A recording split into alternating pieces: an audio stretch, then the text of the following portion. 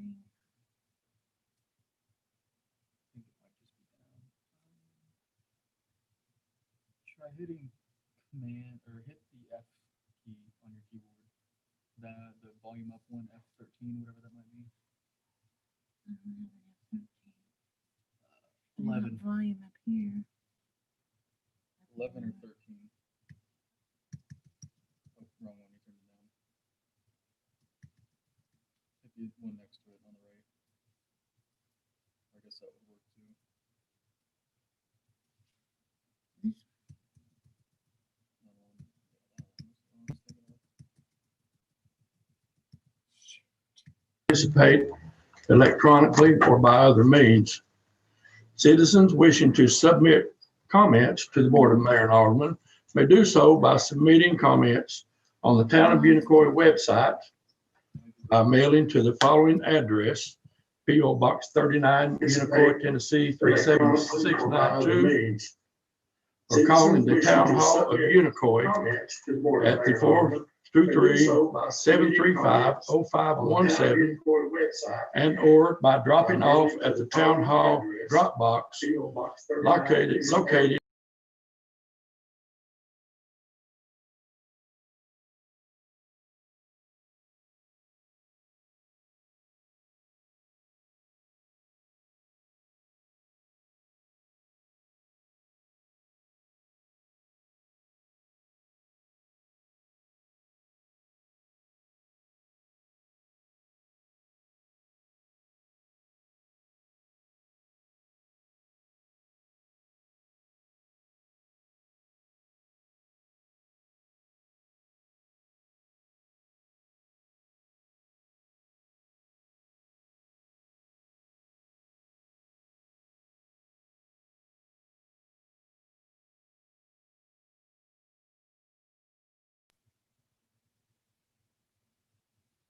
I'm not doing anything. They're just sitting there waiting. Might be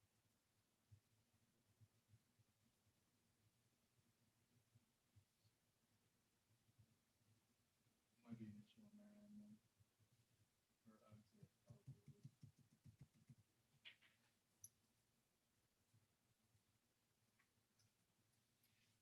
is. Now they're looking at each other.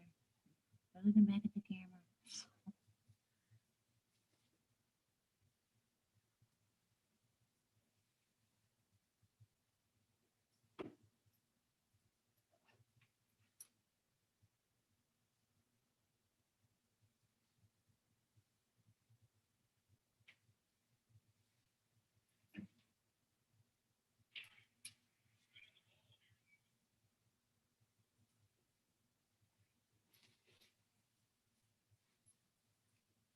They're not letting anybody in. I would have went. What was that? I would have went in person. I was over there. They can't have a meeting without sound. Can they? No, they can't. I'm sure they're probably having problems on their end. I've messaged someone who's got the video on their end. Ashley to everyone. Nope. See you all tomorrow.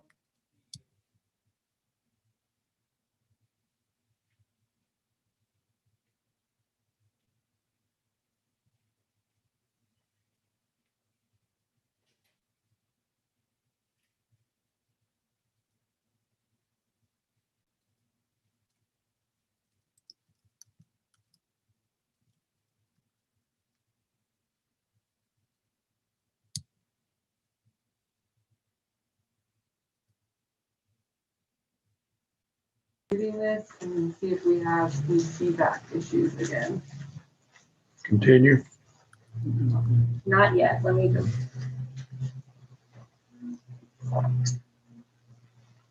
Okay, sounds like they can hear us, so you can continue.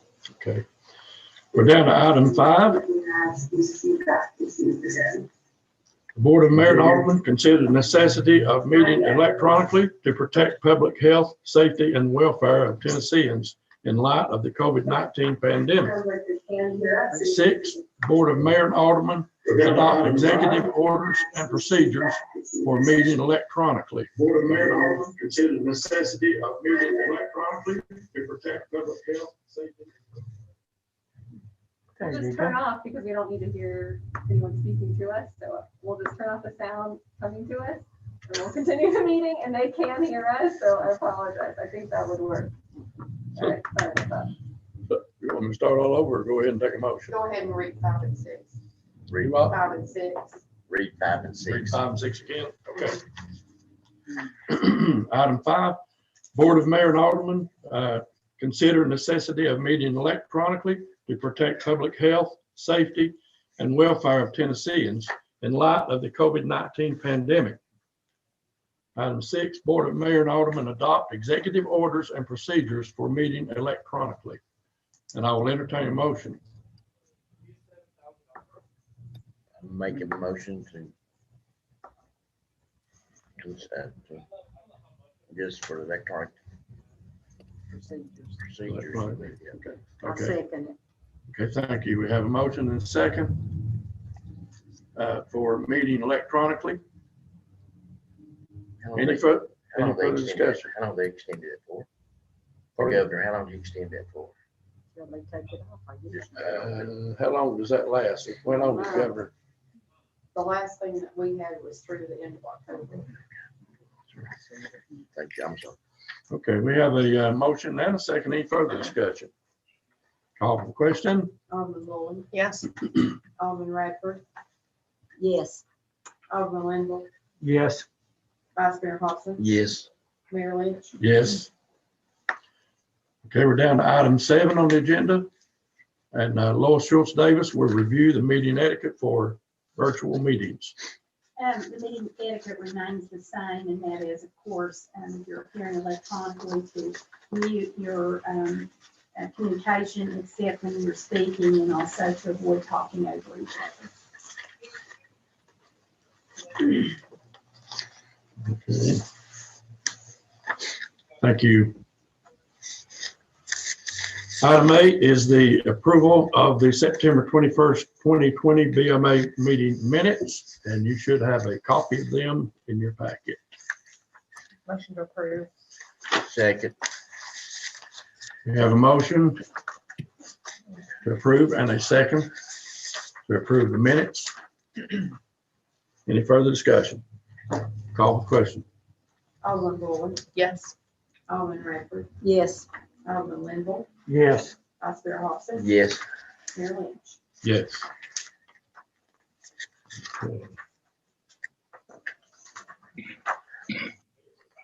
Move on to announcement. I've got an announcement to make tonight. I'm pleased to announce the addition of a brand new travel center to be built off exit 32 in the town of Unicoi. This will be an all-purpose facility open 24/7, featuring gasoline, food, soft drinks, beer, and other amenities. The center is owned and operated by Arnie Riggs, who owns and operates over 20 such centers in the southern United States. People who live in our town, as well as those passing through, will be able to take advantage of this new business. Besides adding to the quality of life we already enjoy, it will also increase our tax base, allowing us to provide even more services to our citizens. Construction of the new travel center is set to begin in spring of 2021. The construction will take approximately 5 months. The vice mayor, the city recorder, and myself met with Mr. Riggs for the first time this past Thursday. We toured the Black Diamond Marathon Station in Piney Flats, and he invited us to eat lunch there. I want to personally thank Mr. Riggs for his faith and confidence in the future of the town of Unicoi. And on behalf of the mayor and the board of aldermen, we look forward to working with him.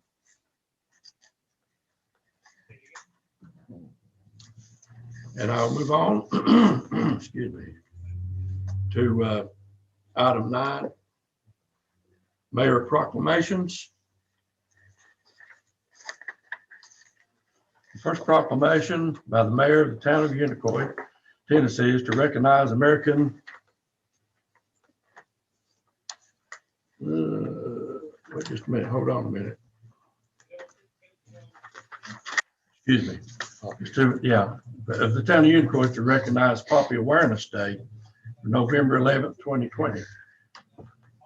Whereas America is a land of freedom and preserved and protected willingly and freely by its citizen military, and many who have answered the call of arms have died on the field of battle. And whereas the nations must be reminded of the high price of liberty and the debt owed to those who have died in its defense. Whereas America, although technically a nation at peace, is currently placing many of its sons and daughters at risk, serving in dangerous areas around the globe and in the fight against international terrorism. And whereas this year marks the 102nd anniversary of the end of World War I, the red poppy flower has been designated as the symbol of the sacrifice of lives in all Americans' conflicts. And whereas every poppy is handmade by an American veteran, and the distribution of the poppies is for the sole purpose to raise funds to assist and aid veterans and their families. And whereas the American Legion Auxiliary has pledged to remind Americans of these facts by distributing the poppy at various Unicoi County locations in conjunction with America's annual Veterans Day observance. And now therefore, I, Johnny Lynch, Mayor of the town of Unicoi, Tennessee, do hereby proclaim November 11th, 2020 as Poppy Awareness Day, and ask that all citizens pay tribute to those who have made the supreme sacrifice in the name of freedom by wearing the memorial poppy on this day. In witness whereof, I hereunto set my hand and cause the official seal of the town of Unicoi, Tennessee, to be affixed on this 19th day of October 2020.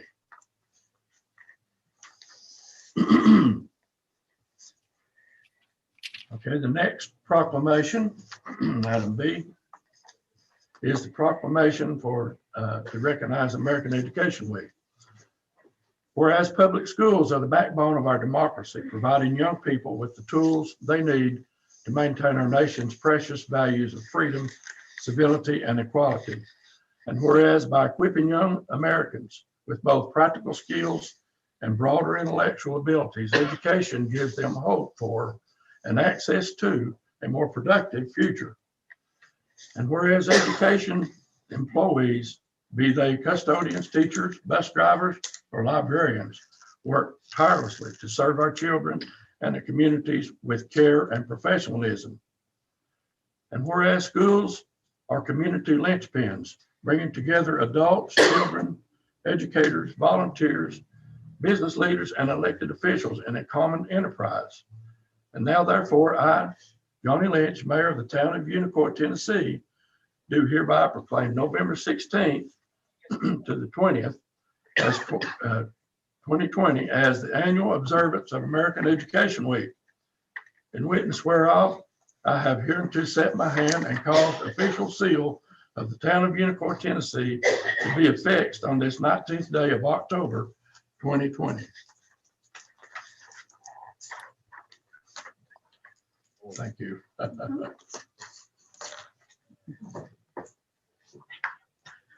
Moses has given us a cough drop to clear his voice. The next proclamation is a proclamation by the mayor of the town of Unicoi, Tennessee, to recognize National American Indian Heritage Month. Whereas the history and culture of our great nation have been significantly influenced by American Indians and indigenous people. And whereas the contribution of American Indians has enhanced the freedom, prosperity, and greatness of America today.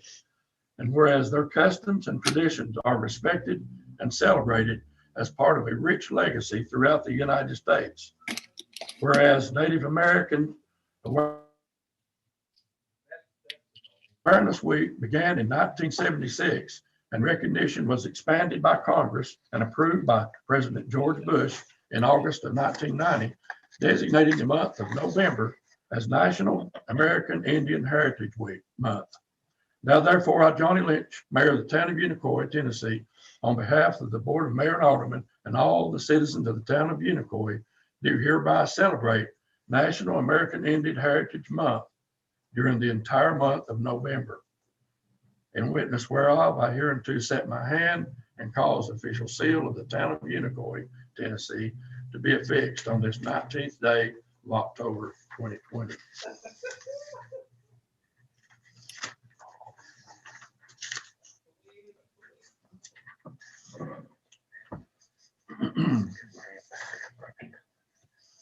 Item 10 is a mayoral presentation.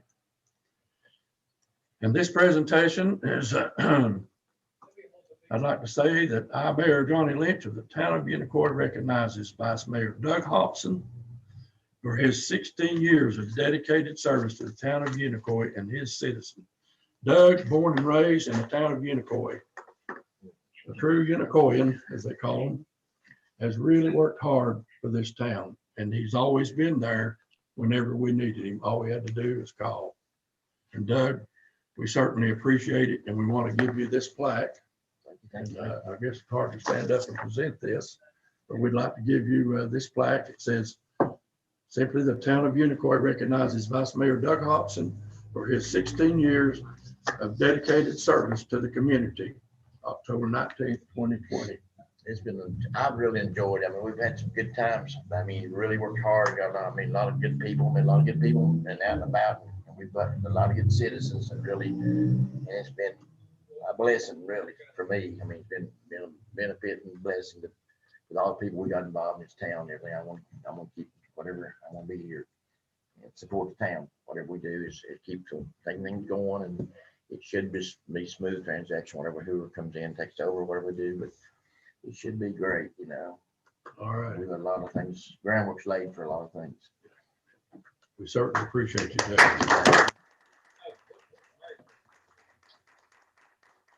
And I might add that we just went up to the Doug Hobson Buffalo Pavilion and did a ceremony up there of dedication of the Buffalo Pavilion to Doug, and that was a good crowd, and we appreciate all the girls' efforts that set that up for us up there, and all the people that came to it. Okay, under old business, none. Under unfinished business, none. Under item 13, new business, is the Mountain Harvest Grant, State of Tennessee, Mountain Harvest Kitchen Grant.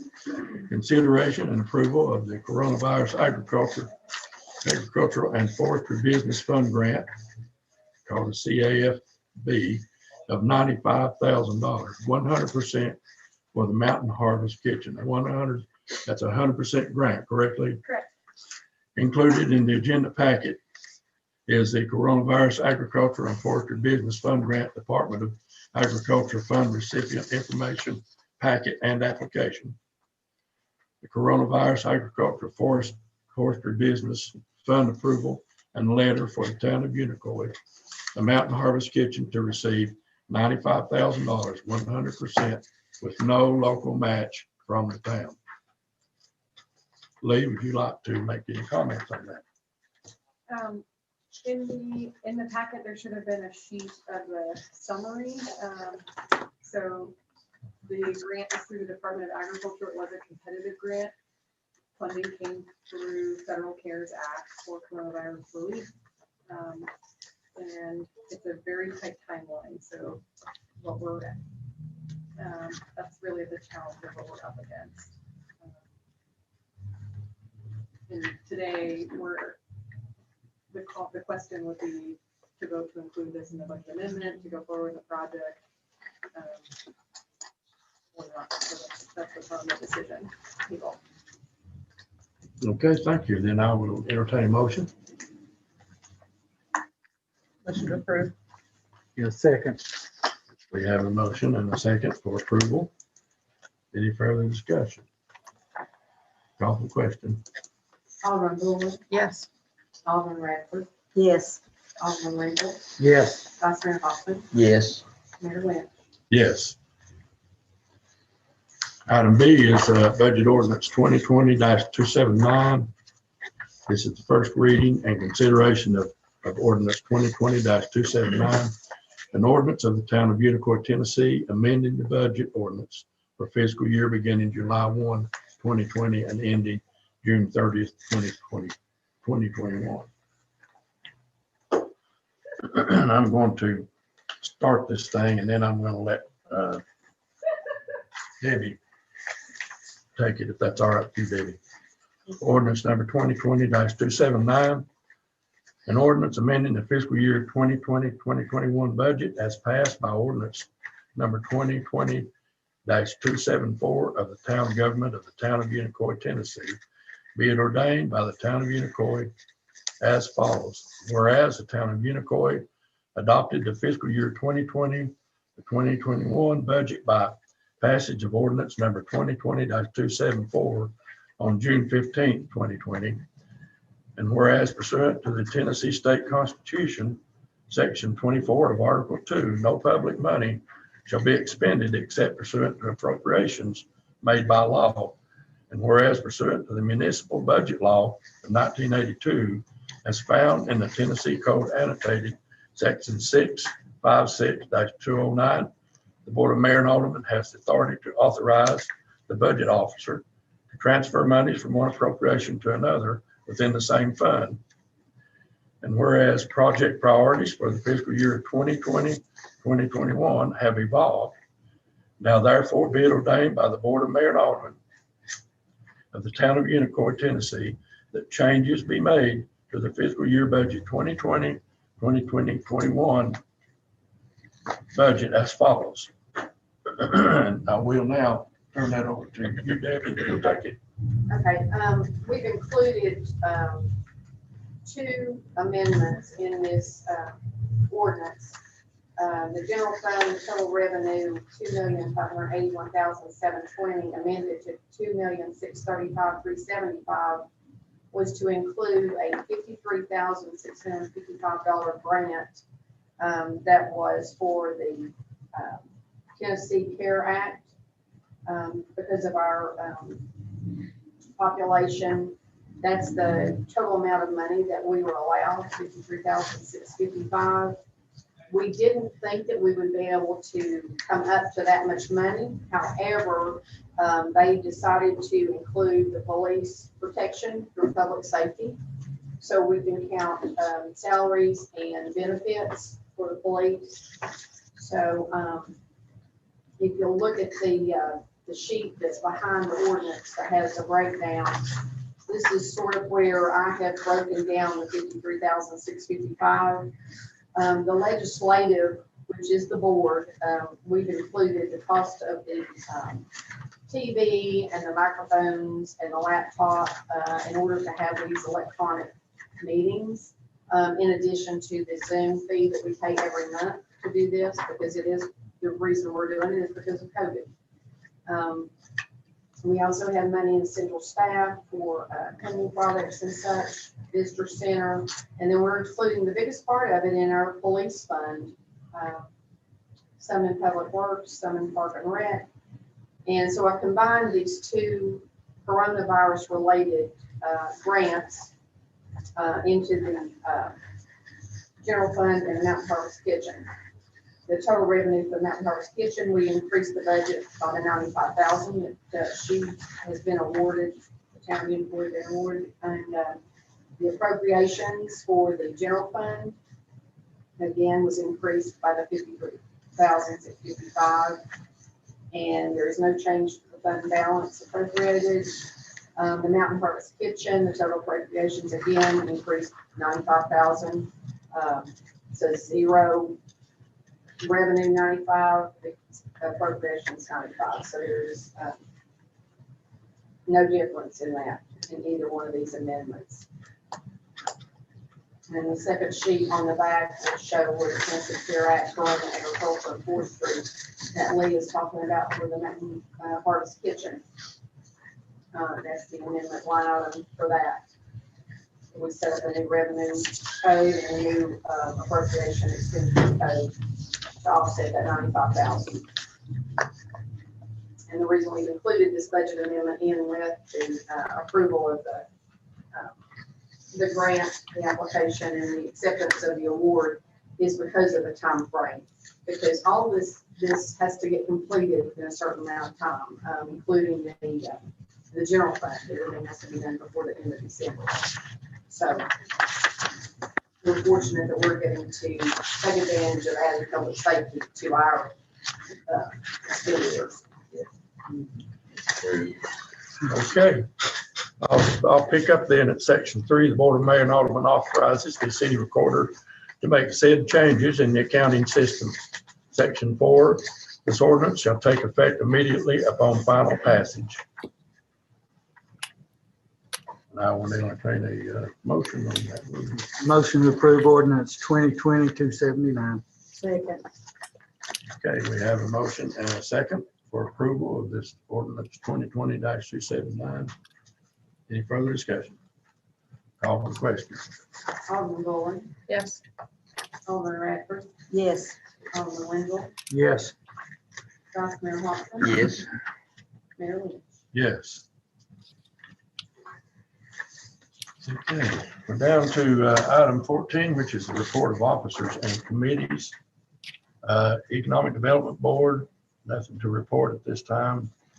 Disaster Emergency Plan and Railroad Safety, Vice Mayor Hobson. No, it's- Been real safe around our new caboose up there. That's Yeah, looking better. no accidents or nothing in up there. Okay, Cleanup Committee, Alderman Linville. Nothing at this time. Okay, Unicoi Business Alliance, Alderman Linville. Yes, our fundraising for the second harvest, second harvest food bank is slow, but I have $185 currently to donate it to give to them. And I don't know if Ashley has any more or not. Thank you. History Committee, Pat Lynch is not here. First Tennessee Human Resource Agency, Vice Mayor Hobson. Did you go to that meeting? Like, I was not here. They're getting ready to have another meeting here soon. They had to have an electronic meeting. And our chairman passed away. And so I was the vice chairman, so now I had to move into the chairman position there on that. That's sad, was sad news. It's very unfortunate. Planning Commission, Board of Zoning Appeals, Vice Mayor Hobson. This kind of meeting, we had no, said, I can't remember. No someone. No zoning, we had no zoning meeting and planning, we didn't have anything on the agenda to. Okay. Decorating Committee, of course. I will say something on the Decorating Committee. Those flowers are beautiful out there. The flower strips really look good. And the guy did a good job on planting those things, so be sure and pass the word on. Animal Welfare Board, Kathy Yeah. Bullen. Our meeting is postponed until tomorrow for scheduling conflict, so I don't have any new information. Okay. They must have a little animals down there, because that's awful loud down there. I was there yesterday. It is left down there. 911 Board and EMS. We got an update on Medicare reimbursement. The EMS received, was it 15,000 from Medicare and 15 from Blue Cross Blue Shield, according to Adam Copus. Is that correct? That's correct. It's coming in a little bit slow, but it's starting to come in. That's good. Mountain Harvest Kitchen, Lee Manning. There should be a written report within the packet. Or did it continue to print it up? In September, the Mountain Harvest Kitchen was rented for 168 hours to 6 processing members. So that's an average of 42 hours per week. This is an earned revenue facility height, and mostly due to increased hours, higher storage usage, and the additional food trucks that we've seen. So I've included a little table there of the year to year. We have just entered our 4th year, so that's pretty exciting as well. And you can see the progress over those years in those impact areas. So we already talked about the CASB grant a little, but just to reiterate, this is a grant from the Tennessee Department of Agriculture. It was competitive, so they had $335 million in requests, and only $50 million was selected to award. We were part of that. It is a 100% grant, as you know, and also the project deadline is very soon. So The process that we're looking for is equipment will go up to bid within the next week. We'll come back to the board to, bid specs will be created. It will go out to bid for the next week. I think it will only be open for a week. We'll come back to the next meeting. You'll vote on the vendor, and then hopefully we'll be hitting the timeline there. So I think we're in good shape. And just, sorry, what I did not mention, excuse me, was the need for that. So as you can see, storage revenue has really increased. We are at capacity with our freezer storage. So this project is to build a additional freezer storage and cooler storage. How long do you think to do that? Well, hopefully it will not take more than a few weeks once we have all the boxes checked and the process done. It's a pretty efficient, it's kind of filled out. So there are a couple of steps, different subcontractors that we're able to work with that are not in that category that since we have to bid out. So we can work on that, and then we will have the cooler delivered and built within a couple weeks. On the pad, do? Yes, Oh, that's good. yeah. Good. Okay, good, Lee. And let's see, so then the second page, this is what I sort of discussed at the last meeting, but didn't have the visual to share with you all. So these are just the, over the past 3 years, some graphs that charts out how we've been doing. The average number of hours rented per month has increased, and the facility usage has continued to trend upward. You can kind of see on that figure 2 how those hours look, and we're definitely seeing some trends there. You know, with the summer months being more utilized than the cooler months, so you know maybe we'll see a little bit of a dip, but overall we've increased each year, so that's pretty exciting. And the last table, or excuse me, the last chart there shows the impact reporting that we are sharing with ARC on a quarterly basis. So since opening, Mountain Harvest Kitchen has taken a keystone role in the region's entrepreneurial ecosystem and advised over 200 budding businesses, supported the creation of 31 new businesses, 90 new jobs, and spurred nearly $1 million in private sector investment. So that's where we are at our last September measure date. Sounds like you're doing good, Lee. Yeah, pretty busy. Thank you. Yeah, good job. Thank you. We're down to Park and Rec, Tourism, Public Relations update, and Ashley's on vacation. Has anybody got a report for her? I do, and I think I put a copy at everyone's seat. I can go through it if you all want me to, or hit the highlights. You don't have one?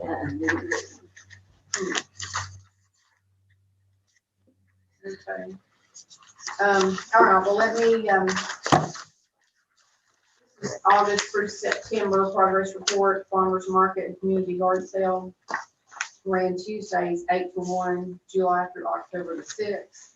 Additional COVID-19 guidelines were in place for the market. Closed the market September 1 through the 15th due to an extremely large number of active COVID-19 cases being reported within the county and surrounding areas. 2020 totals, we had 42 farm vendors, 13 craft vendors, 38 yard sale vendors, and 560 customers. Pinnacle Challenge Food Drive, the Pinnacle Challenge Virtual Food Drive to benefit Second Harvest Food Bank was extended through the end of October. Information available at unicoi.net or on the town's Facebook page. Movies in the Park, drive-in movie at the Caboose was held October the 10th at the Visitor Center, MHK. Special thanks to sponsors Emerald Sound, Jones and Church Farms, Single Dad Homesteading, Reinhardt Food Service, Maple Grove, Food City, Unicoi, Walmart, Hayes Mountain Park and Planetarium, the Irwin Record, Unicoi Dollar General, and Quick Stop Market on Jackson Love Highway in Irwin. 10 to 12 cars translated to about 40 to 60 attendees, including event staff, inclement weather affected attendance. The movie night projection in town was a complete success this time. No technical delays because Emerald Sound was contracted to handle all the audio and video aspects. They became a sponsor as they offered us an extremely significant discount on services. A Halloween costume contest was held in honor of the season, and photos may be viewed on Facebook. Prizes were family park passes provided at Bays Mountain Park and Planetarium. Next drive-in movie night is November the 14th, and the public will be able to vote for the movie on Facebook within the next week or so.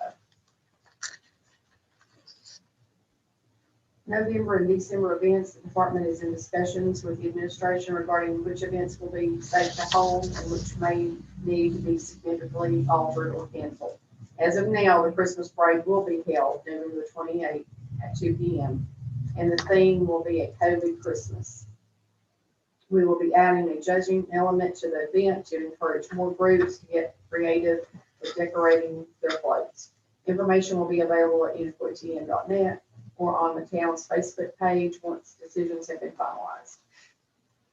Tourism project, Clinchfield Railroad Caboose Restoration Project, Lockheed Hallfield with Craig Mountain Line in Woodland, North Carolina, has been striping the caboose over the past couple of weeks, red, yellow, and white, and will begin painting the gray color this week or next. Marketing, the Buffalo Bulletin newsletter. The newsletter went to the printer last Monday and should be in mailboxes middle to end of this week. Brochure design, a new Town of Unicoi Visitors Guide is in the design phase and will be a large benefit to both visitors and new residents.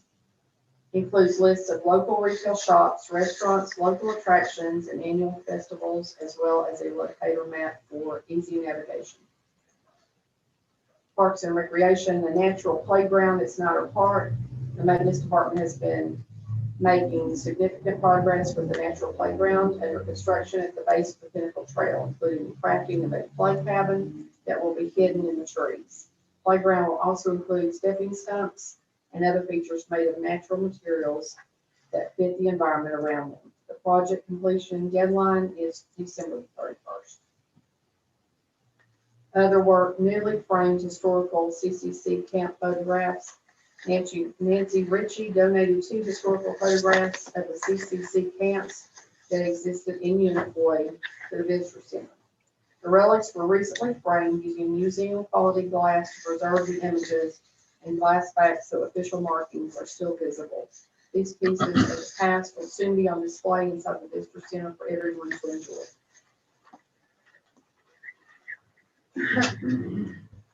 A pretty long report, pretty good. It's been busy. Okay. Police Department, Police Chief Andy Slagle. Since last BMA, we've been pretty busy. 27 incident reports. That's not just calls. It's just incidents that we've worked. Made 7 drug arrests, 3 of them felony. Worked 4 crashes. Got involved in that long pursuit that came from Carter County to here, and then went to Johnson City. We were right in the mix with that. So located runaway juvenile last week. We involved an officer assault up here off Brown Mill. We apprehended as a pursuit that was county got involved in, and I guess 2 of our guys ended up catching the guy after he tried to run on foot. Also arrested a female for driving on revoked 7. That was a couple of weeks ago. 7th time. 7th driving on revoked. Lucky. This is Teen Driving Safety Week, so on our social media, you'll be seeing a lot of stats and stuff from Tennessee Highway Safety's office. Be working on teen driving safety. There's also, I don't know how much it's going to affect us in general, but you might see a lot of smoke. The Forestry Service is doing a control burn on Green Knob, 500 acres. So you'll probably be seeing a lot of smoke and stuff, but it's a control burn. And now officially the police department's been in business for a year. So that's a pretty pretty big step for us. But you got a copy of the instance and stuff that we've worked, gave you all a copy of that. Pretty much it. Andy, will you repeat, excuse me, how many drug arrests and then how many of those were felony arrests? 7 drug arrests since last BMA. Uh-huh. 3 of them have been felony. Also had a tampering with evidence charge with felony. Just drugs has been a big issue. Okay, what is it? Meth. Run into a lot of meth. Yeah. Okay. Homemade or being brought in? It's imported. A lot of meth labs. You don't hear a lot of meth labs anymore. Yeah. It's cheaper to import it. But we've been working, we've been building good relationships with the surrounding agencies, not just the county, but other surrounding agencies and stuff. It's been something that we've worked really hard on. You got one death, heroin or something the other day.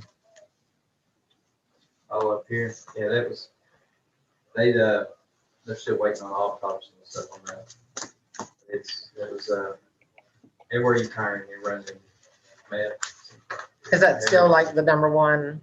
It's been, Because it's good. yeah, everywhere you run into, meth. Come down to Mexico right now. It's a lot cheaper than to buy it. She said Than cocaine or heroin or some of that, yeah. it's the best. See very little heroin. Wow. Thank you for getting those off Yeah. the street and out of the hands of We've been people. busy. We've I didn't put it on here, but I think we've got 6 DUI arrests, and I'd say 4 or 5 of them have been drug related. Also, first class the guys took was a 16-hour introduction fire service class at the fire department. And then they're finishing up this week with a 64-hour class. Also, all the guys will have they'll be completely firefighter certified, and we'll have the turnout gear in the cars and all the PPE, and all the guys are be firefighter certified. Andy, that's fantastic. Thank you, Andy. Good job. Municipal court report. Okay, I have that report for September the 1st through September the 30th. The total payments was $2,586, and off of that, we pay out a $148.23 litigation tax, $92.75 Department of Safety, and we also pay out $17.10 municipal training, education fees, and then the cost of the courtware is $500, so the net disbursement revenue for this reporting month is $1,827.92. And there was expired registration 3, and running stop sign, we had 1. And for speeding, we had 16, so total tickets listed were 20.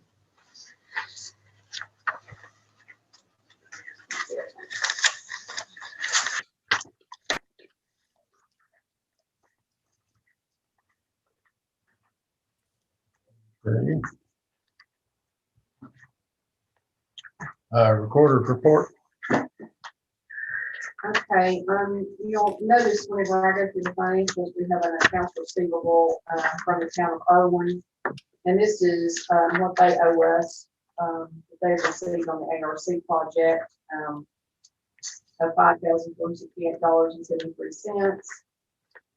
The update on the Buffalo Valley Connector Grant, Unicoi Power Trail segment.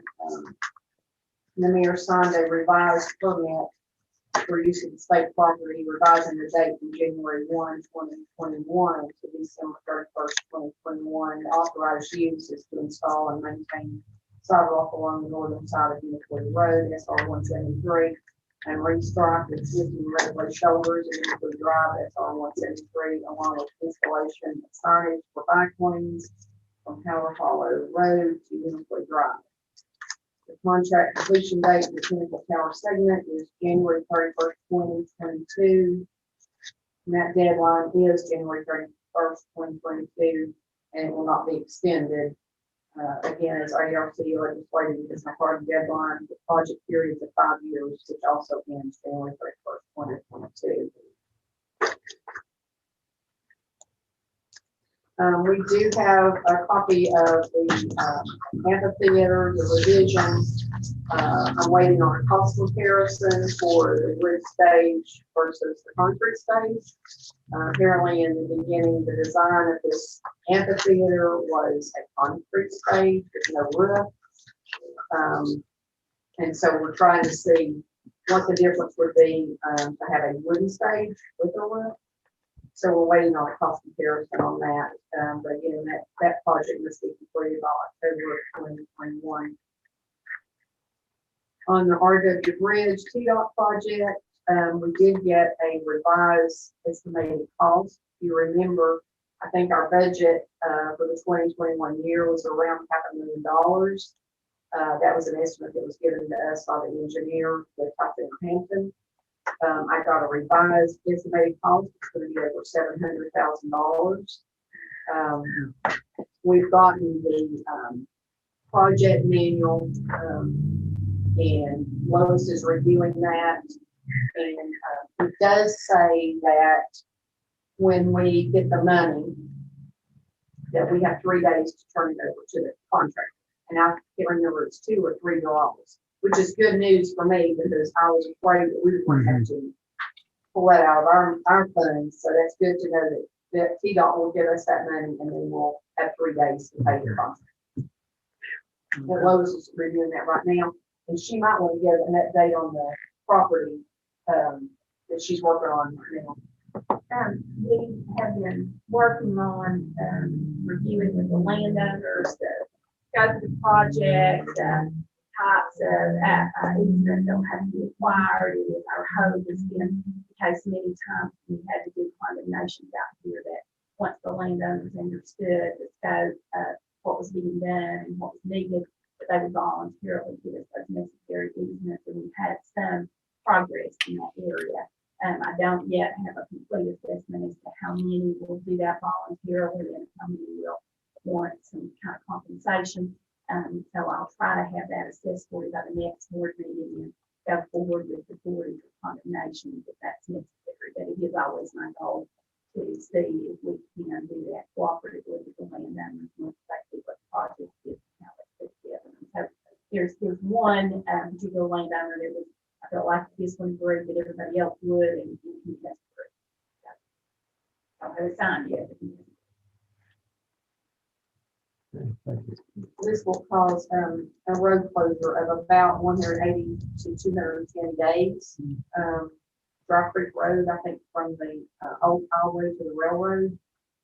And again, I'll remind everyone that we're paying the engineering costs up front, which is going to be around $61,000. And then once it goes out for bid, we can at least recoup that. I'll probably have to come to you all with a budget amendment because we did not budget for it to be over 70,000, but it will be 100% increase of revenue and increase of revenue. I don't have an update on the Indian Creek Bridge. Don't really need to really update anything on the MHK. I did tell you all about the Tennessee Payers that we were awarded $53,655. Anybody have any questions about that? And we can count the public safety and benefits, which is good news. Just to quickly go through we've been very, very busy for October. We did finish the paving on History Funds. I have not got a total cost on it. I do have an asphalt cost of $34,418. I'm estimating the labor to be around $15,000. Have not got that yet for the county. We are in line to have the striping done. I'm thinking the striping is going to be about $5,000, $5,000. We are in the schedule. I just don't have a date yet. Oval Road, we have completed the paving. I had to do a lot of prep work there too. Around the ditches and everything before they could do the paving. But that has been done as well. don't have an estimated cost of about 30,000. I've not got the bill from Terry Haynes yet. We had some complaints about the drainage grate behind the school at the Virginia Street. You know, we have, the maintenance guys actually went and fixed that, repaired that, and I went by and looked at it, and it looks good. And we had repaired a pothole on Buffalo Ridge Drive. We met with Sharon Rollins for UT MTAS for an engineering evaluation last Friday at Portland Road. We've had some complaints about flooding when it rains on that road, and we're trying to figure out why it's flooding. And she'll give us a report and an analysis on what she feels like is causing the flooding, and then we'll try to figure out what we can do to fix it. We processed a work order for ditch and clean out at Buffalo Spring Road near Springbrook Road. This is again from the beginnings of the subdivision that was started. So we need to clean that ditch out from all the way to the top of the road, all the way down. Trying to eliminate the issue that there's happened when it rains. It's just nothing but mud. Terry Haynes used about 80 tons of asphalt on Massachusetts for repairing potholes. We will begin replacing the tiles along both ditch lines on Massachusetts. We will do that before we do decide what we're going to do about Massachusetts. So that's what Terry's working on now. He's trying to get us a cost estimate on that. And if you'll remember, that's part of the grant that we got, $1,000 overruns included in that as well. And then the guardrail on Marble. And we were talking about paving this road back here because of when they start the bridge, people will be traveling this road back here, trying to get down home. On the U.S. Census 2020, on October 14th, we received notification that 99.9% of the housing units had been accounted for in the 2020 census. Data collection operations for the 2020 census concluded October the 15th. The census is conducted every 10 years, and these statistics will determine the number of seats each state holds in the U.S. House of Representatives and how federal funds are allocated by state, local, and federal lawmakers. I completed the year-end journal entries, and Blackburn Children's Hospital was here for 3 days, preparing financials generated from NextGen and doing the government-wide statements, calculated our depreciation, and prepared the audit schedules, financials, grant schedules, and the notes to the financials. Did our TCRS actuary study. And the next phase of that will be the audit that will be conducted by Mr. Eller, EPA, and his staff for the 2019-2020 fiscal year in charge of the comptroller's office. An update on budget in Jim Sullivan with Sullivan Inspection Services has informed us that they are in the process of requesting proposals for architectural services for the hotel. They plan to have a proposal back by the end of the month to review for an award to get signed in the process. And it is my understanding that the motel will be converted into apartments. I think that's all I have for that. Can I ask a question, please, about Massachusetts? I've had a number of people contacting me. How far down is the plan going to be to improve Massachusetts? Is it going all the way down? All the way down to where? Let's go over to What? we talked about they started just off the road, take both sides of the road down to replace the drainage ditches and stuff, and then come back. Whatever that's replacing the culverts, and that's what that grant's for, replace those. The Terry's are figuring out what size, what we need down through there. Yeah, it's one time. But all the way down past the streets. There's more problems than that, yeah. More problems than that is the sewer line. The sewer line is an issue on Massachusetts because of the fact that it wasn't done correctly. They did not use the correct size stone, and the packing of the dirt and everything with stone. The sewer line is sinking. It was an engineering issue. So if you keep paving it, it's gonna keep sinking. Mhm. So we really need to figure out how to fix it instead of just putting more pavement on it. Correct. It's to the Band-Aid. But these citizens that have made contact, though, they feel like stuff gets done to Massachusetts, whether it's long-term or short-term. But if you go on down, like past the streets, and you go on down, just not as much happens down in there. And they're asking me, is, because I explained the grant money, I explained the governor's money, is it gonna go all the way down? I mean, like all the way down, it butts up to Carl Jones property, Yeah, but doesn't it it? stops where city limits. Those underpass? the I mean, there's no underpass, underpass, yeah. the underpass. Mhm. That's as far as our line goes. Yeah, we don't go down to where. Yeah, we don't go past it. Unicoi, all that stuff. But it'll go down to the overpass. We don't go past the overpass. Okay, it should go all the way down. Okay. But paving, it's gonna be a costly project when that goes, if it goes. to the Yeah, city. when we go back and try to redo that sewer line, we're gonna have to apply for some grant funding to help do They that. probably have to do like a community dot, Yeah, a CDBG grant, right. to work on the sewer line, get it fixed right, you know. I can't see why urban utilities don't have to. Don't venture or do something, they're the ones benefiting, we can. Yeah, I know. It's my personal opinion. Thank you, David. Okay, thank you, David. Financial oversight and report. Okay, I think what I might do before I go through that is, the draft that is going to, Mickey Ellis, for them to come and actually do the audit, like where they check the invoices and the journal entries and all that stuff. It's just some, I think it's interesting, and I would like to share it with you all. Our assets and deferred outflows of the county exceeded its liabilities and deferred inflows at June 30, 2020 by $3,429,000. That's our net position. And of this amount, $994,937 is unrestricted. The town's net position increased $154,007.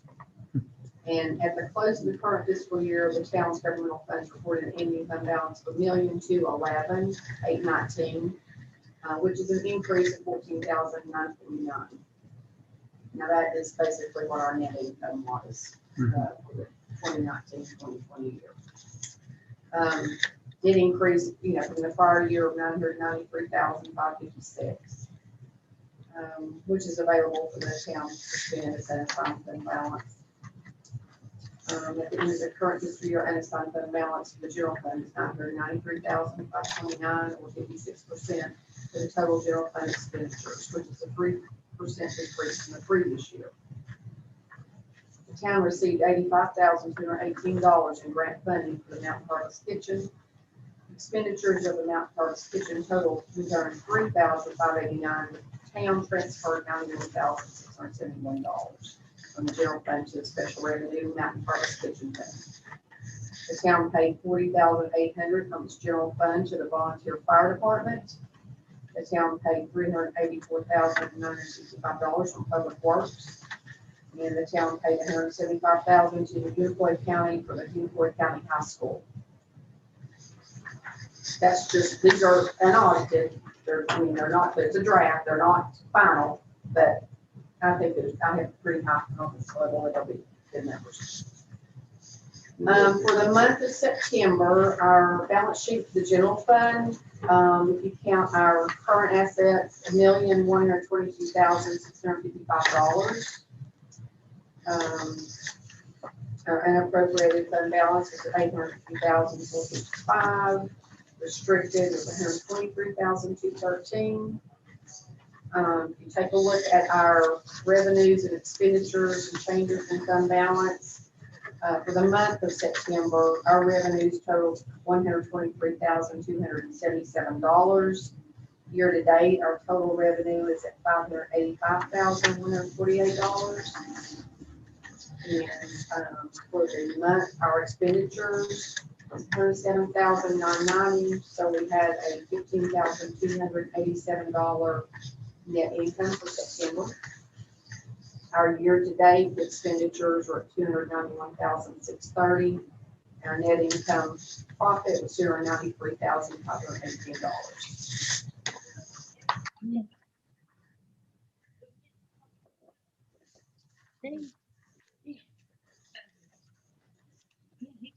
Basically, our utility from on the kitchen was $13,081, and assets and liabilities 39,507. Our customer deposits are at $2,800. And on our kitchen for September, there was revenue of $4,119 and expenditures of $10,646 for a month net loss of $6,527. And year to date, there was $10,378 for revenue, and that's mainly your rent and expenditures of $39,604 for a year-to-date loss of $21,226. On the drug fund, we have more seats funds ending that we took in that showed up this month, $1,336. We'll find out, I guess, eventually as to whether or not that money will be kept in that fund or if we have to return it. It's been verbally approved. We just gotta we're getting the letter. Okay, so when we get the letter and we know that it's ours, it will be moved out of the pending and into fund balance. And there was some fines in the drug fund of $41, and nothing's been spent out of that fund. So the net income for September was $41, and the back $40. On the sales tax graphs, on local option sales tax, our September number is 62,206, which gives us for the first 3 months of this fiscal year $271,207.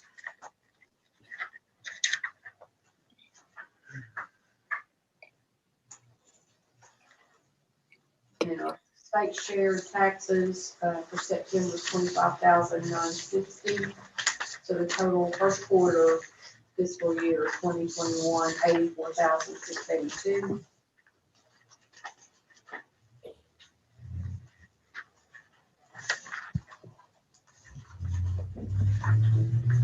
We did pay the first quarter appropriations. We paid a fourth of that. It ended up being in the first week of October, which you'll see that on the next month's financials.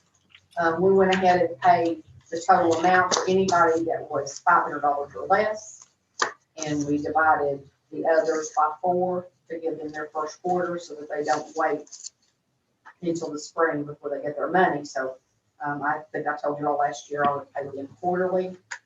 That way that, they have some money during the year.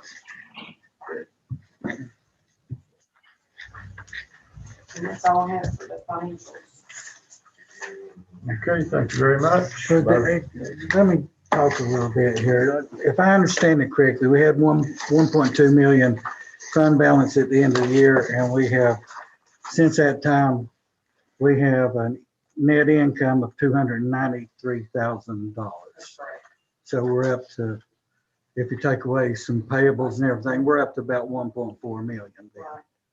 Okay. Yeah, you remember that back last month, we had a recalculation on sales tax, which was a big, and we've gotten 108,000 in the grant that's included in that number as well.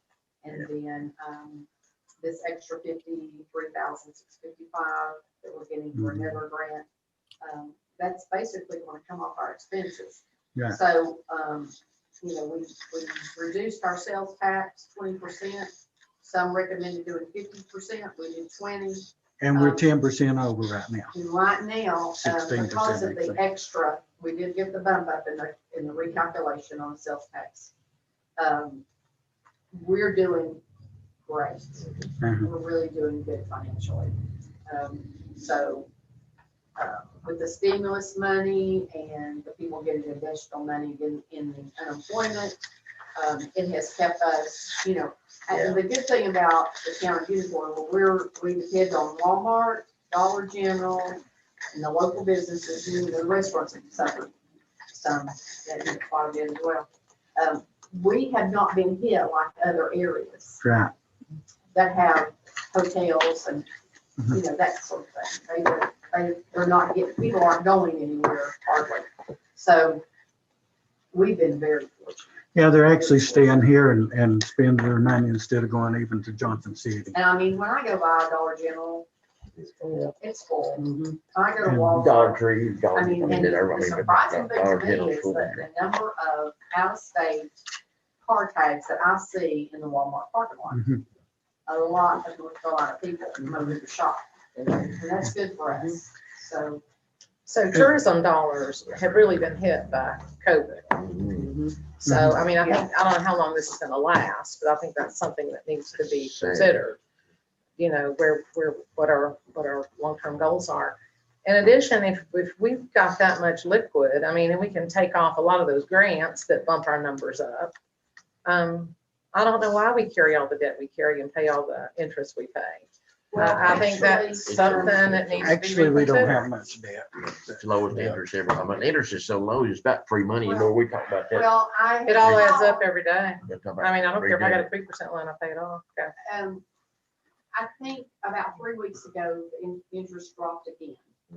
So, I had called the Tennessee Municipal Bond Fund because we have, 1.6, this was at the end of June 30th. We had 1.6 in debt.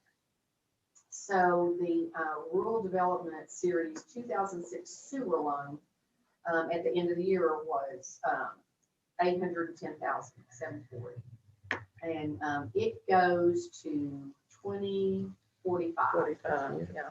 And so it's at an interest rate of 4.375.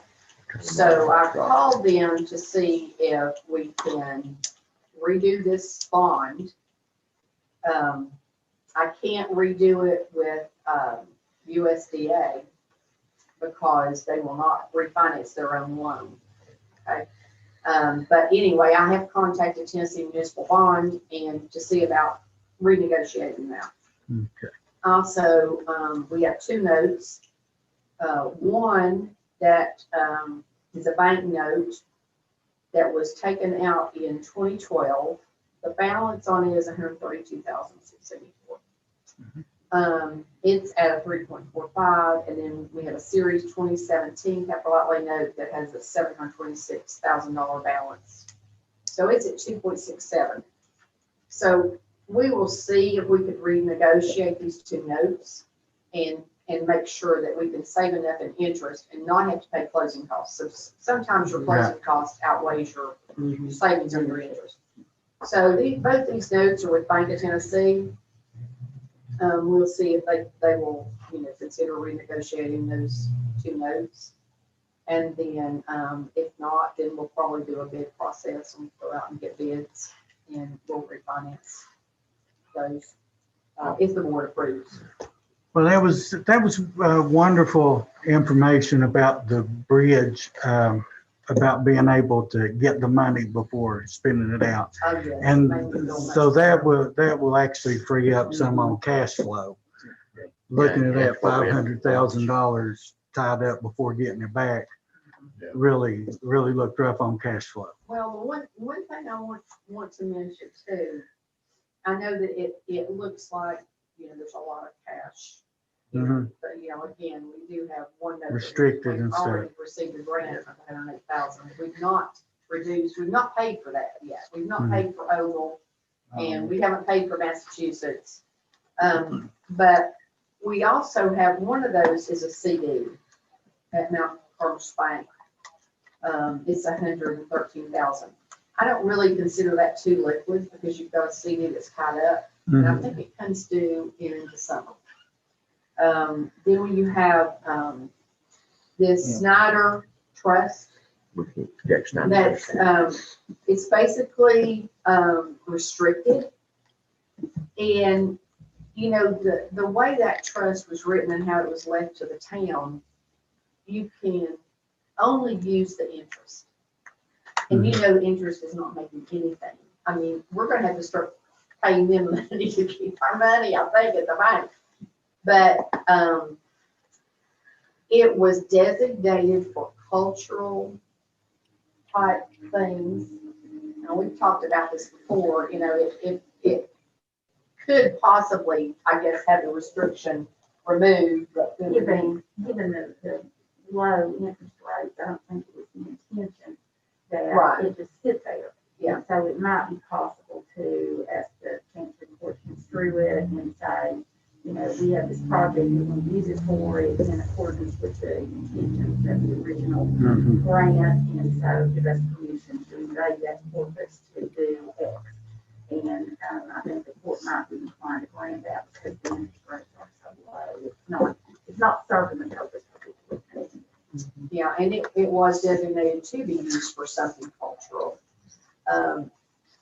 We did a webinar, I need CPE credits for my CMFO certification, and we did a 2-day webinar here, and we've just gotten our TV up.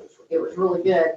And there was 2 sections on that 2-day webinar that they talked about economic, you know, the impact of economics, the interest and such. They don't look for the interest. They look for it to remain flat for the next 2 years.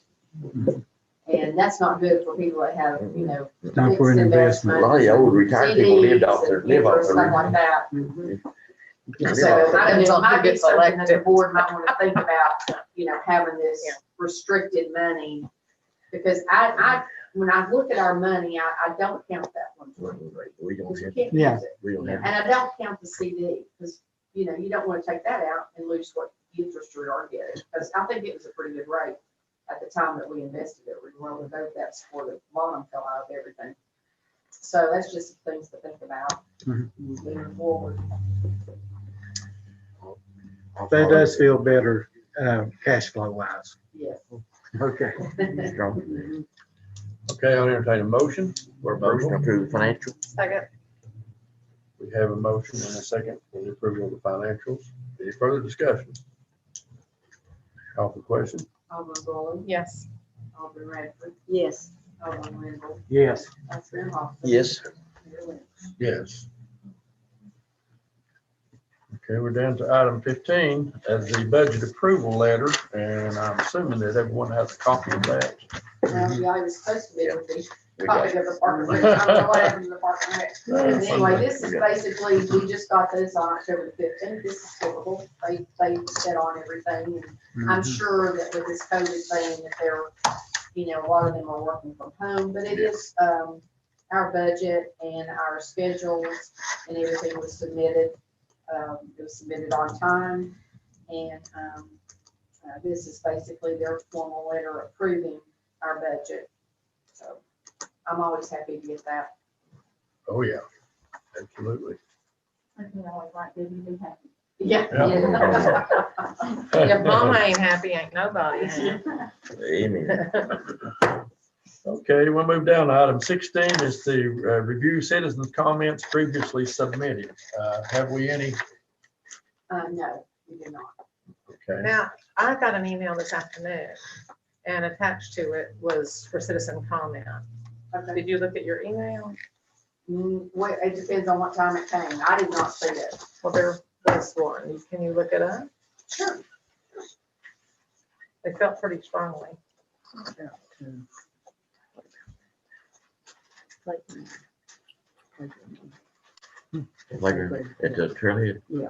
They're working on it. It's gonna be While good. while she's looking for that, Mayor, may I take a Because it's minute to zero. bring yes, ma'am. the board up to speed on some things?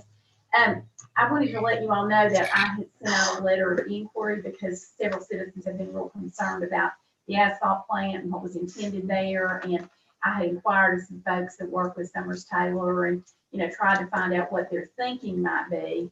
And finally just wrote their attorney and said, what's the deal here? Because you've submitted a request for an air quality approval that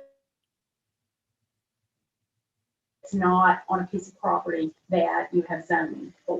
And so was hoping to get back some sort of an explanation of what their thinking was, and basically got nothing. It just told us what we already knew. But the last sentence or two of the letter was instructive in that it said, Summers Taylor will not undertake any construction without working that through the regulations and with the town.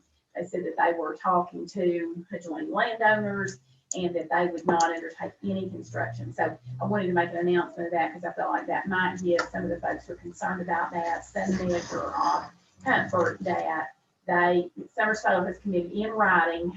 Debbie has a copy of it. I have a copy of it, to not undertake any construction until they've gone through the proper processes to make sure that they're within our regulations and within our zoning. So just wanted to let you all know that. We also have filed a claim with Purdue Pharma. It wasn't clear that a claim had been filed on our behalf through the DA's conference. So we went ahead and did that prior to the deadline, just to make sure that our name was in the pot on that. And we may end up dismissing it if the DA's conference takes it and run with it, but I just wanted to make sure our name didn't get left out because it was a hard and fast deadline and we couldn't get around.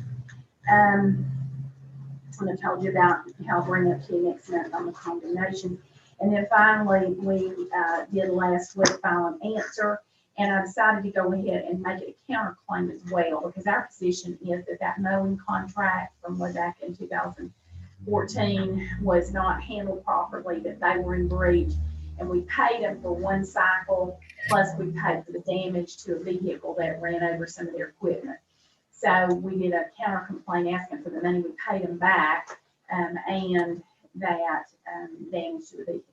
So we need to let you know that that was there, and I'm assuming we'll either negotiate it or mediate it or work through the next stage on that. But just want to let y'all know where that's at. Look, Lois, talking about that Purdue Pharma. Have you ever had anybody tell you about a book called American Pain? American Pain. I don't know. It is all about the Florida pill mills. Oh, okay. And how they got to legally operate. Mm-hmm. And all that it took them to discover, or at least come up with the pieces, what law had been broken. They had to find something because it was legal. I mean, what they were doing. Well, they constructed it very clearly. Yeah, and they anyway, and all the investigation that it took over time. Yeah. But just how absolutely abusive that whole But process. We've had some other here as well. Yeah. And I'm familiar with one particular case. I don't mean to interrupt you. No. But I'm familiar with one particular case locally because of the other work that I do. This clinic was shut down in Washington County, and they were shut down because they were self-prescribing and got caught and then out selling, and all kinds of different things. I mean, these were the professionals that held Tennessee state licenses for prescribing for each other and not even meeting the minimum standards of keeping a file open on each other. And so they got shut down, and one of our state officials went to bat for him and got their license back. And it was pitiful to see what was going on in that parking lot. Yeah. When they were shut down, all the folks who were addicted were just. and they had no source. Oh, yeah. I know this book was just fascinating. I think it validated the horror stories that we create in our minds about it, but just the greed. I mean, just the. It's all about money. Oh, gosh. Anyway, it's called Those- American Pain. I don't know the last name. It was Osborne or Dexter or something. It's called American Pain. That was the name of their clinic in Some of Florida. those pain clinics, I know, volunteer to give money to judicial candidates. They just turn that. It's very liquid. Yeah, it's quite a mess. But anyway, it was really interesting. At 3:57, when we were up at the event.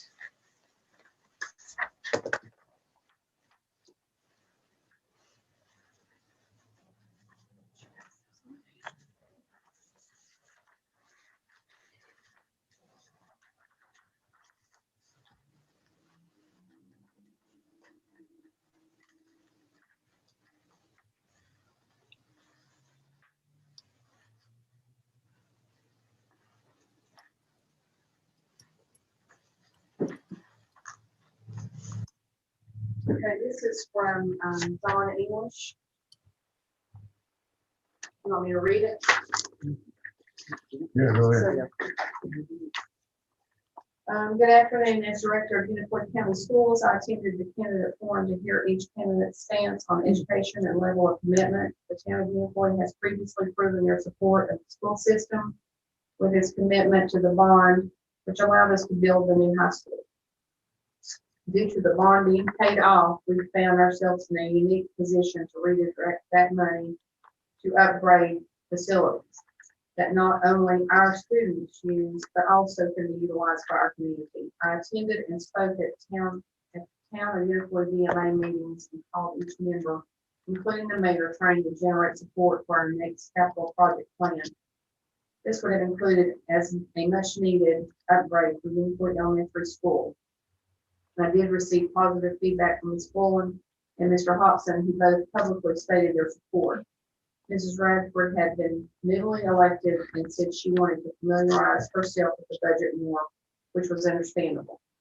Mr. Lynch and Mr. Linville both told me they couldn't see it and haven't / wouldn't commit.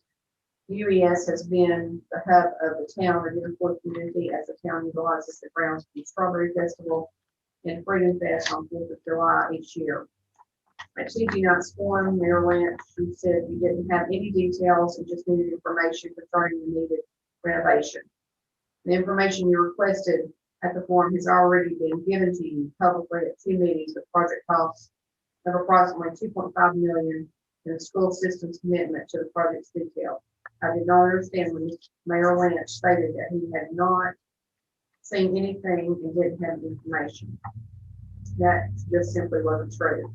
Our faculty, staff, and families were well aware of the efforts that were made to gain your support and are also well aware of the board members that have supported our efforts. Mayor Lynch, I ask that you clarify whether in fact the information regarding the upgrade of the Unicoi school was presented at 2 meetings and reiterate your stated commitment at the forum to the project during tonight's meeting. And would be happy to discuss this with any of you further. Please feel free to reach out at 743-1680. Again, request is the money from the town of Unicoi that has been going toward the now paid high school bond be rolled over into a new bond, allowing for the renovation of the UES gymnasium. John H. Okay.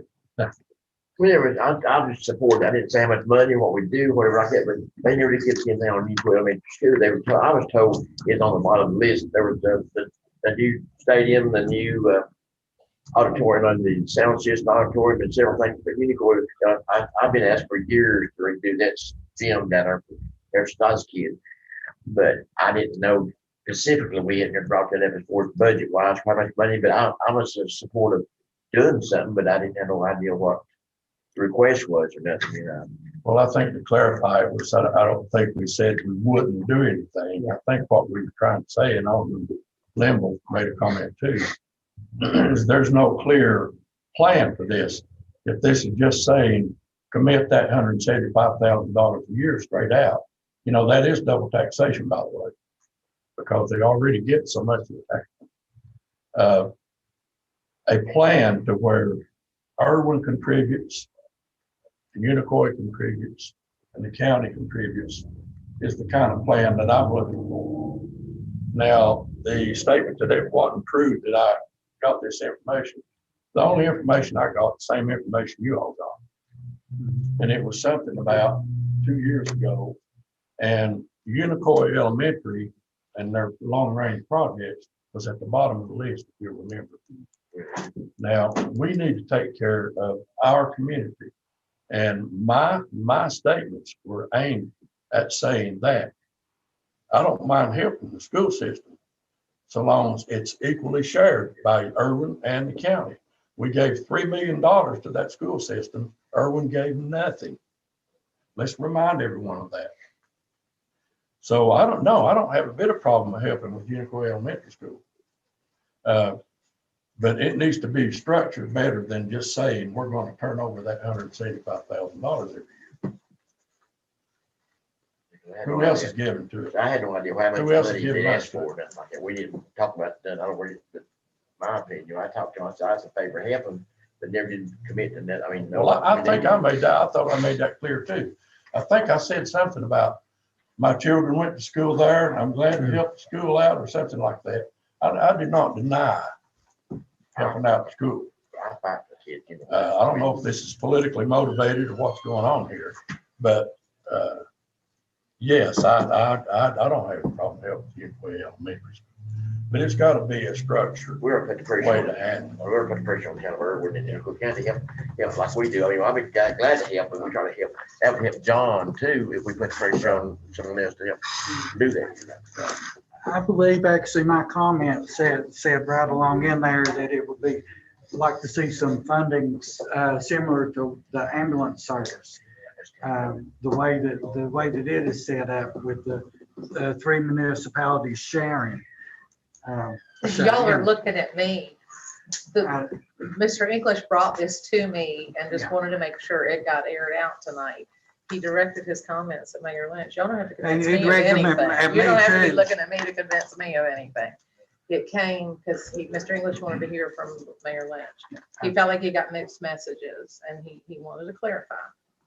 So, and I think it's been I support clarified. the schools It's been and I clarified. support it equitably, the funding be equitable, you know?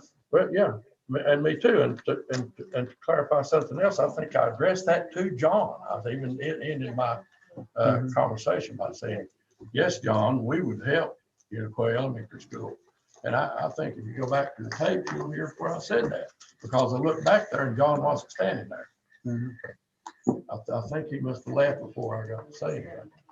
But helping out our local school, I don't mind doing that, but this has got to be shared equally. And, you know, again, you're talking about, let's not forget, you are talking about double taxation. However, we've always been helpful. We've always pitched in. And like I say, that's $3 million we pitched in. And then we have folks come up and say, you've got $1.5 million in debt. When are you gonna pay that debt? Well, we could have taken that $3 million and paid that debt, folks. Another thing I'd like to say is, of that $3 million that went to build that high school, that meant there's $3 million that the school system could put in other things. You know that we've never been thanked for that. The only time we've been thanked for that was when he came to that meeting. And he did thank us, and I appreciate Mr. English thanking us. But I think the town doesn't have a history of being very generous with the school system we've been because of that we've bond. been very, I do we've been think very generous with There's it. a reputation for being, the history is. And I don't think anyone in here wants to let down our local Unicoi Elementary School. No, And neither do I. I've been fighting that a long time before John even got in there about wanting to do something. I mean, John English got in there. before John English Yeah, got in there. yeah. Before John got in, because I've always been for this school system, and we always seem like we were on the back. Even when I played sports, Unicoi was shunned. You're like a redhead stepchild. We had to get our way to Even school. over Temple Hill? Same way. Well, and look here, you got three folks sitting right here that either they went to the school or their children went to the school. That's Oh, what my that's children what- went, my children went through. Still got a bunch. So everybody on the board. Still My got a children, bunch. you've got great, I've got grandchildren in the school system. We're just talking about, I think, equality of fairness and Yeah, sitting down yeah, and yeah. see what we can Sitting and down, cannot do. right, Right. yeah, but evidently what he's saying here is just take that $175,000 and Roll give it it to them over and I just don't go agree with on. that. and go on, but I am not in favor of that. I am not. I think that we need to sit But down. he would tell me before he consider anything. I mean, Yeah. Yeah, my personal. well, and just to be fair, and I think the discussion has been good. It's all good discussion. I think to be fair, one of the concerns I feel like I'm reading here is that what he heard at the forum was that you said you hadn't gotten any information, when he says he has been here to give you information. And that, I think, he has worked very hard throughout the county to try to raise that financial support. And he has been to the town of Unicoi meetings to make that request. And he thought, We didn't get a that question can't be from certain man. said. No, You know we what I mean? didn't I get have been to we the didn't town get of a Unicoi. question. I think it's a misunderstanding. It has been, so. A misunderstanding. That's not exactly, he misunderstood what I said there. And that it is very likely, The- and that's how most things happen, The communication. only information that I had gotten is just what Doug got. what he just said that he got. And I think maybe some of you all think, and that was a while back. Well, yeah, And they there came was to a the list meeting. of things they wanted to do. I think Bubba came. I talked to him outside to make sure. And I do remember that Unicoi was on the last of that list down there. Because the That was my county concern, because I said, will we ever get it? I mean, if we commit, will we ever get Well, that sure. done? Because, Yeah, I mean, Those other projects were more costly. That was my impression. That was- That was my impression. Those others were more costly and they did want to tackle them some. yeah. I think there was one up for the Colombian weekend, Really? and that was the Rock Creek. Yeah. Oh, Rock Creek, yeah, Rock Creek, yeah, it was. And it, It's like Mississippi, Yeah. it's gonna be looking good. yeah, and so we asked, does that mean that's the order it's gonna be Yeah. done? Yeah. And we didn't get Every any kind of breakdown of, you commit this amount of money, this amount will be towards Unicoi, which is kind of like it's the whole thing. Right. And I think that's what the mayor was referring to. He was That's gonna exactly have right. time Like a to- wide open offer. Yeah. And that's why I was We need to get concerned why we. Well, before you can commit, but I think to come to the table, maybe the request was, can we come to the table to discuss it? Not that we had to agree that night, but can we come to the table to Well, and discuss I it? So, think that by representing our town, our community, that I should be that way. I should make sure, hey, what is the plan? Are we just supposed to give $175,000 a year? And Irwin gives nothing, and the county gives nothing? How's this gonna work? What's the plan? There was not a real solid plan given to me. But my idea was, if we give, if everybody give 50, if everybody gives the same amount, or 50 or whatever, put pressure on us. as this board moves forward, even if some of the players change, but as this board moves forward, those of us that are here and will still be here, also be here as Aldermen if nothing else, are we saying we're willing to come to the table to sit and have a discussion with the school system? We've never said you wouldn't go to the table. All right, well, that's what needs to happen then. Let's get the school system back to the table and let's talk about. The school system, we all do, in the school, we utilize the school. Well, yeah. And the Well, parades let's and do, different- well, let's make a commitment. Everybody's got a commitment. We're willing to Well, come to we've the never table. said we wouldn't go to the Well, table. let's make it happen.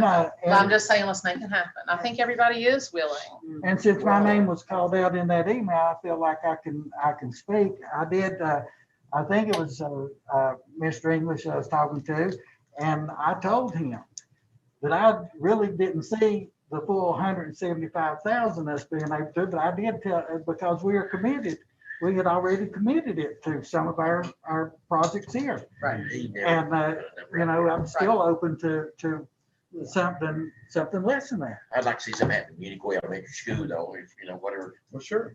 Okay, water under the bridge. We can do something, try to move forward, sit and have some conversation Yeah, moving forward. Here, I'm still I mean, as supporting. far as I'm concerned, Let's do it. I hope it is as far as he's concerned. Yeah, Okay. Mr. English or whoever submit, did you That's submit it it. for him? No, he emailed it to Deborah, but he told me he was sending a letter. We don't have it, and of course, I don't think Wanda has an objection. We don't mind talking to them. Okay, But well, you gotta if he's come up with a listening, I plan. don't know I if think he's we all listening. just knew that the amount, the $175,000, they kind of tied us up with our budget, and that allows what we can and cannot do. Sure. And we just wanted to see what, where we were Exactly. at when it came through our budget. what And we Alderman could and Lynn cannot was do. offered there about, you're talking about the way the ambulance thing. was- Oh, yeah, that's a good idea. That might be an answer right there.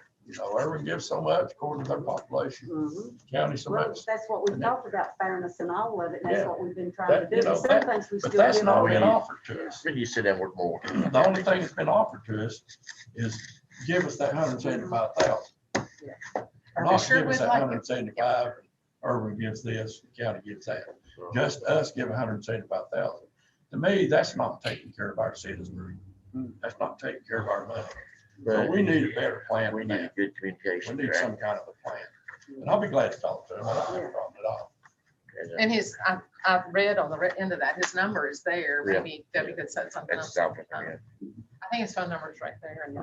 Debbie could call him and tell him in Don't response set to something. our letter that Yeah. we're agreeable, Now, as an outsider, I'd like to sit down and be able to- to. Since I'm a citizen, Let's go down and do it at Unicoi Elementary. That Well, would and be then, good. this is something that needs to be discussed and get input It from does. citizens, comments. and- Oh, yeah, get out of That's the sort of citizen. not I just something think that- the thing fell through when the 175,000 just didn't come through, without even talking, and I think that's Sure. what I felt in the Yeah, you're right press, that there. we just really we just didn't commit to that, and that's what they were kind of favoring us to do, so we Yeah. just kind of, Yeah. it went through the cracks. Well, I don't think it would have been wise for us to just continue doing that. I think we need to. You sit You need a back. number. I agree, you need a could have number. crucified with somebody out there. You don't just keep it, Right. and You gonna get maybe shot. they'll use it, maybe they won't. That's a good idea. Let's- Okay, we have another, citizen, Robert Taylor is on the phone. I'm gonna put him on speakerphone. Okay. Robert, are you there?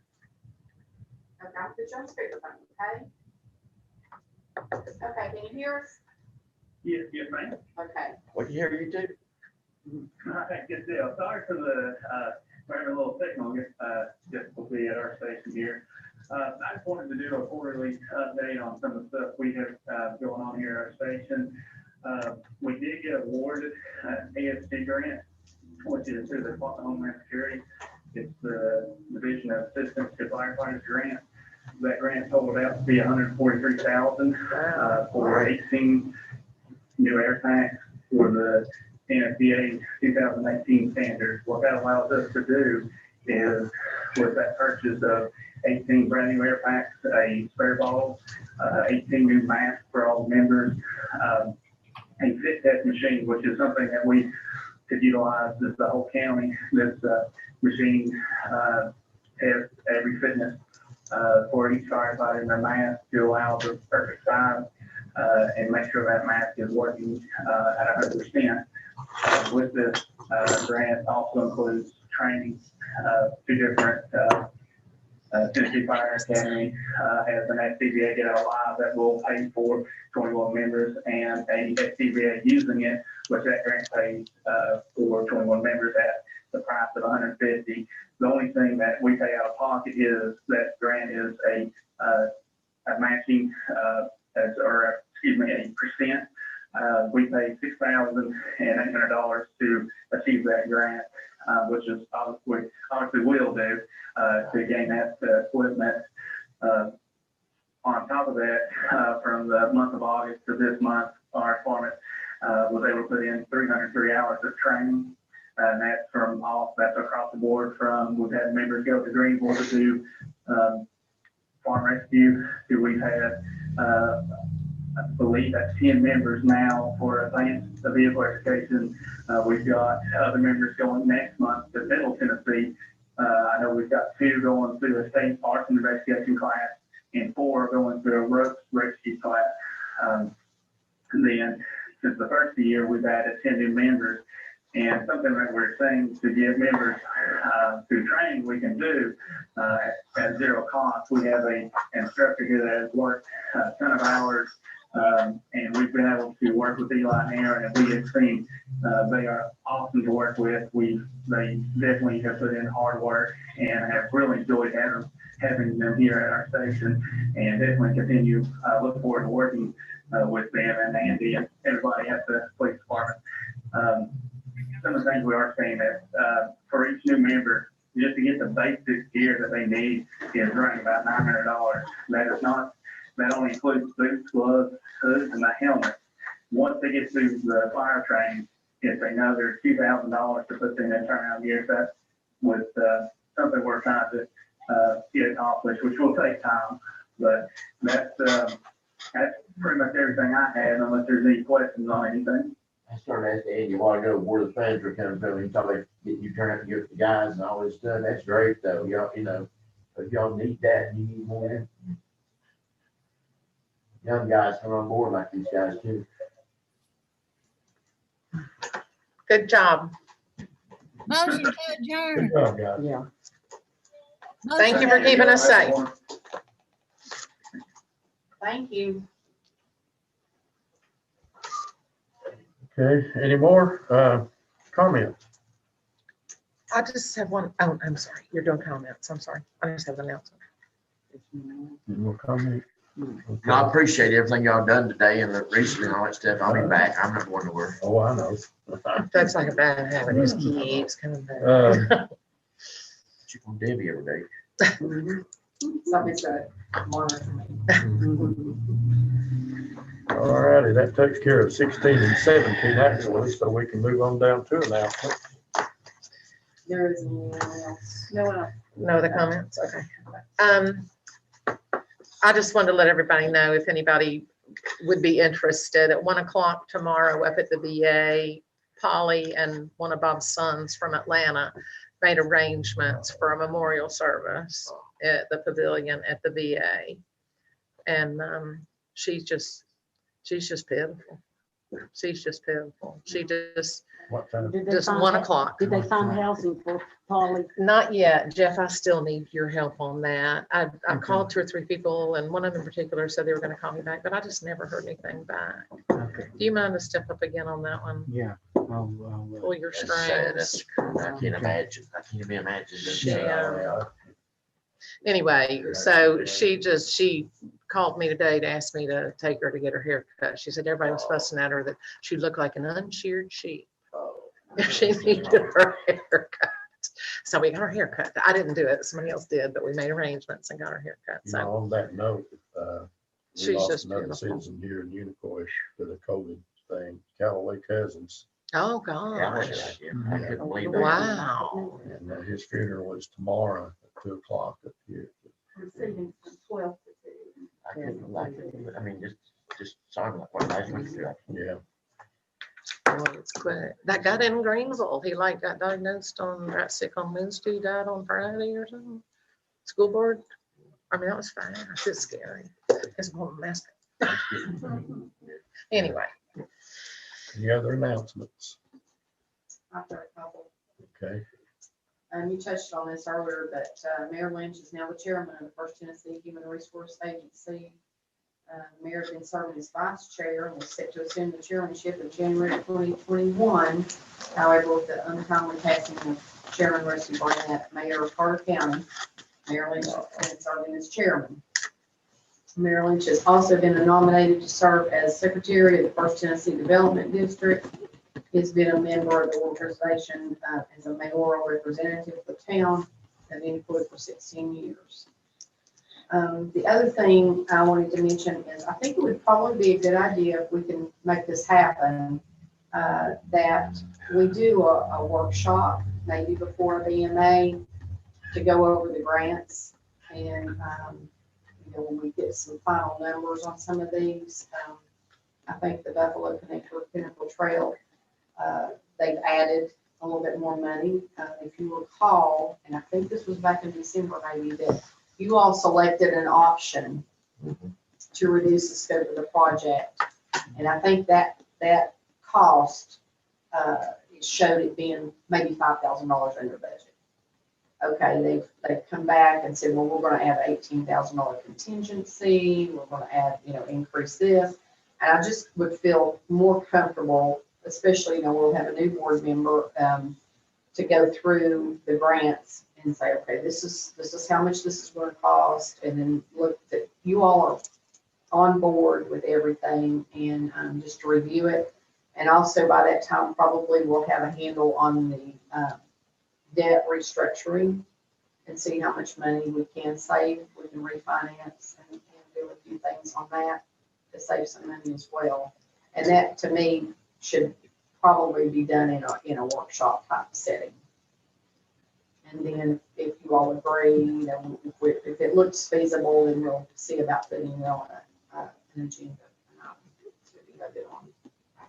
I'll call him tomorrow on what he used to. Actually, Dustin called me when I went did he? back Okay. in. He had emailed, I had a message on my email when I saw it, and he had Well, called he me. did what he said he would.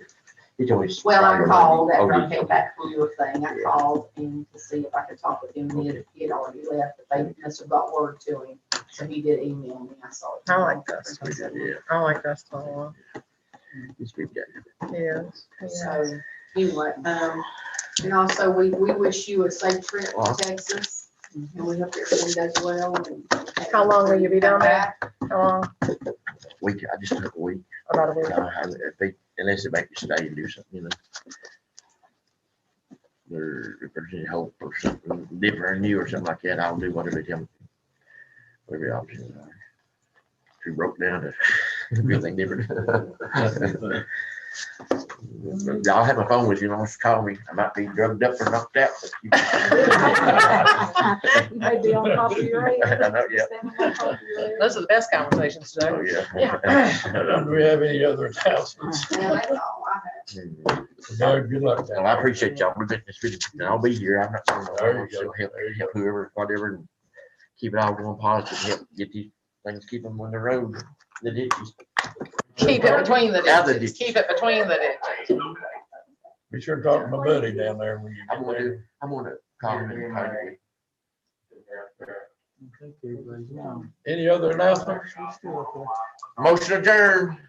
Second. All in favor, signify by saying aye. Aye. We stand adjourned. Time to get up there.